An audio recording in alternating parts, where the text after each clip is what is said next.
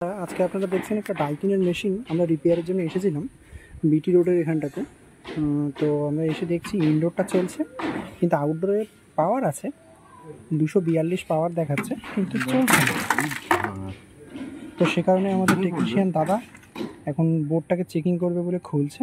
তো আপনারা সবাই কমেন্টে জানাতে পারেন যে মেশিনে কী কারণের জন্য আউটডোর চলছে না এবং ইনডোরটা চলছে, বলবেন সবাই। তো আমরা আউটডোরটাকে ভালোভাবে একবারে দেখে নেব যে আসলে কোথাও কোনো দেখা যাচ্ছে লিকেজ থাকলেও থাকতে পারে, তারপর কোথাও কোনো আঘাতের কোনো আর কি কিছু আছে কিনা সেটা আমরা একবার ভালোভাবে দেখে নেব। আমরা ফাইন্ড আউট করেছি যে এটা একটা ইনভার্টার এসি যেহেতু, সেজন্য এটার পিসিবিটাকে চেক করে দেখলাম আসলে পিসিবিতে লাইন আসছে কিন্তু পিসিবি থেকে আউটপুট ছাড়ছে না। সেজন্য আমরা পিসিবিকে রিপেয়ার করার জন্য নিয়ে যাবো আমাদের ওয়ার্কশপে। ভাই খুলেছো? আমরা সকালবেলা যে ডাইকিনের মেশিনটা থেকে পিসিবি বোর্ডটা খুলেছিলাম, সেই পিসিবি বোর্ডটা আবার আমাদের টেকনিশিয়ান দাদা রিপেয়ার করে নিয়ে এসেছে।